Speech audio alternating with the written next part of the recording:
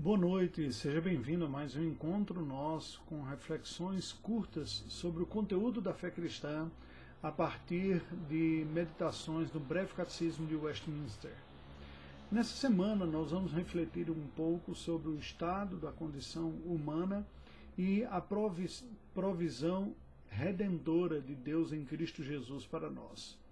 Hoje a reflexão se baseia nas perguntas e respostas de número 19, conforme está expresso no Breve Catecismo de Westminster. A questão é: qual é a miséria do estado em que o homem caiu? Em outras palavras, essa pergunta quer entender qual foi o resultado, as consequências danosas espirituais que a espécie humana passou a experimentar em decorrência da queda.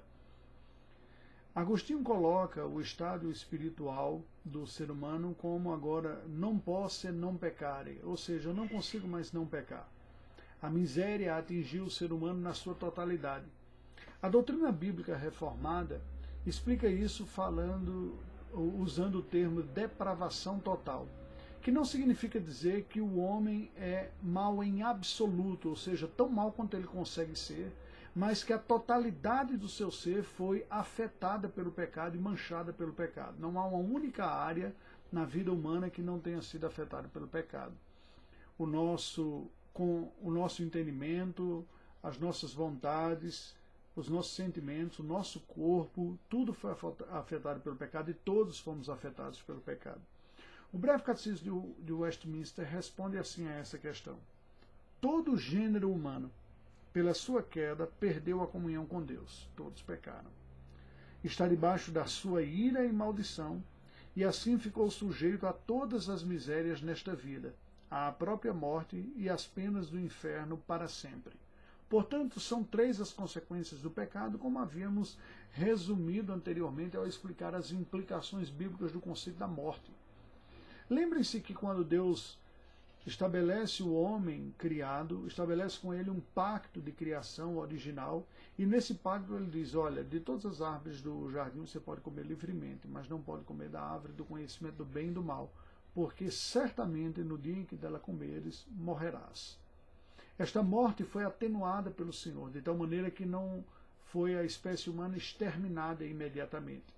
Imediatamente foi experimentada a separação de Deus, a quebra da comunhão. Assim como aqui o catecismo coloca que houve a perda da comunhão com Deus, estando toda a espécie humana debaixo de sua ira e maldição. É o que nós chamamos de morte espiritual. A morte física veio com a degeneração do nosso corpo até ao ponto de haver a separação do corpo e da alma. O corpo experimentando a decomposição e a alma indo para o seu destino final, não é? Assim como ficou sujeito a todas as misérias nesta vida, no corpo, mas também na alma, os efeitos do pecado, a morte espiritual, né, a indiferença para com a santidade, a incapacidade de dizer não ao pecado, agora ele está em nós, enraizado em nós, até a condição da morte eterna, que se não formos libertos desta condenação, seria o destino de todos os seres humanos. A Bíblia nos descreve este estado através de imagens muito fortes. Em Gênesis 3:8 nós lemos: quando ouviram a voz do Senhor Deus, que andava no jardim pela viração do dia, esconderam-se da presença do Senhor, o homem e a sua mulher por entre as árvores do jardim, demonstrando claramente que essa comunhão com Deus havia sido perdida.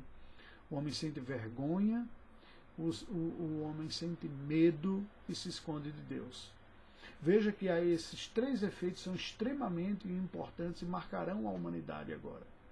Medo, culpa e vergonha. São as consequências do pecado que afetarão a todos em medidas diferentes. Em Gênesis 3:24 nos diz o texto que, expulso o homem, colocou querubins ao oriente do jardim do Éden e o refugir de uma espada que se revolvia, para guardar o caminho da árvore da vida. O homem perde agora o direito do acesso à vida eterna neste estado caído. A vida eterna será oferecida pela graça de Deus como parte da redenção, como nós veremos em breve, nos próximos dias. Mas neste estado de queda, o homem perde este direito. Em Efésios 2:3, nós lemos o apóstolo Paulo dizer que entre os quais também todos nós andamos outrora, segundo as inclinações da nossa carne, fazendo a vontade da carne e dos pensamentos, e éramos por natureza filhos da ira, como também todos os homens estão debaixo da ira de Deus. A ira de Deus não é como a ira humana. Ela não é pecaminosa, ela não é descontrolada, ela não é má. A ira de Deus é uma forma da Bíblia descrever de uma maneira muito grave e forte a repulsa que o nosso pecado causa em Deus e a necessidade de uma ação punitiva, porém justa. E isso a Bíblia chama de ira de Deus. É tanto que a Bíblia diz, irai-vos e não pequeis. Ou, dê lugar à ira, não busque a vingança. A ira de Deus. A ira de Deus é a sua justa punição do pecado. O apóstolo Paulo, escrevendo aos Romanos capítulo 6, versículo 23, diz, porque o salário do pecado é a morte, mas o dom gratuito de Deus é a vida eterna em Cristo Jesus. E o próprio Senhor Jesus, conforme narra o Evangelho segundo Mateus, no capítulo 25, descreve a condição da miséria final e plena, definitiva, que é a condenação eterna. Então o rei dirá também aos que estiverem à sua esquerda, Mateus 25, de 41 a 46, apartai-vos de mim, malditos, para o fogo eterno, preparado para o diabo e seus anjos. E aí descreve, você pode ler o complemento. Somente Deus, pela sua graça, poderia nos livrar dessa situação tão medonha. E foi isso que ele fez, como nós veremos em breve. Oremos ao Senhor. Deus bendito, nós te rendemos graças pelo teu amor e pela tua bondade. A nossa situação natural é uma situação muito difícil. Situação de perdas, de miséria terrível. E somente a tua graça para reverter este quadro medonho. Pedimos a tua compaixão e a tua misericórdia. Em nome de Jesus. Amém.